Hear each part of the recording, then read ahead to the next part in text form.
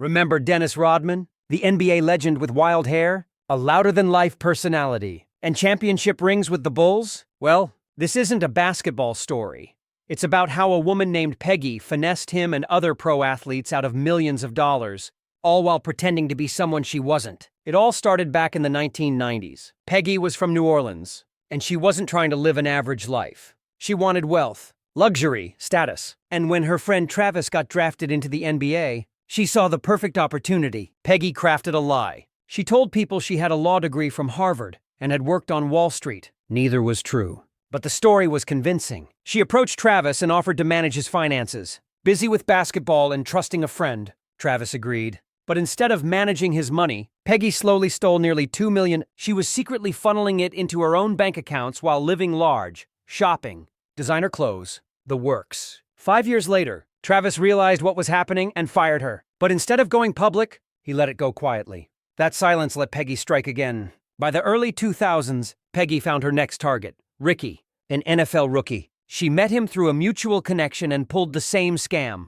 Harvard Law. Wall Street? Financial genius. Ricky believed her. She helped him open bank accounts, pay bills, manage investments. She even helped plan his wedding and drove his girlfriend home from the hospital after childbirth. They saw her as family. But Peggy wasn't just helping Ricky. She was stealing from him, too. As her reputation grew, more athletes signed with her. She started her own financial services company and became the go-to money manager for pro athletes. That's when she met Dennis Rodman. By the mid-2000s, Rodman was retired.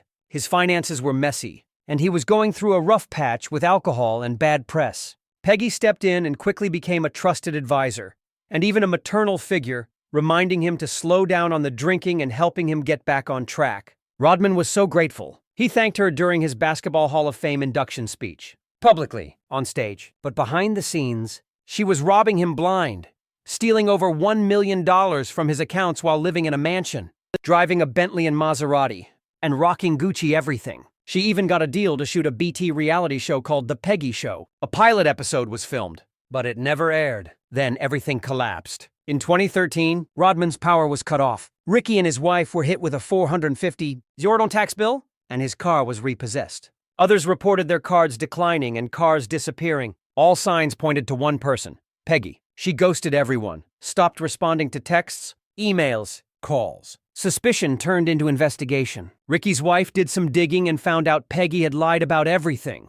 She never went to Harvard, never worked on Wall Street. By 2015, it hit the headlines. Ricky filed a lawsuit. An FBI agent, casually reading the news, realized this could be criminal. He started digging and found 85 secret bank accounts tied to Peggy, money bouncing everywhere to hide the fraud. The scheme was deeper and more complex than anyone thought. Eventually, the FBI raided Peggy's home. She denied everything, but the evidence was overwhelming. She was arrested and charged. Facing serious time, she took a plea deal, 10 years in prison, and ordered to repay $5, $7 million to her victims. She fooled everyone. NBA legends, NFL stars, the media, and even almost became a reality TV star. But in the end, the truth caught up.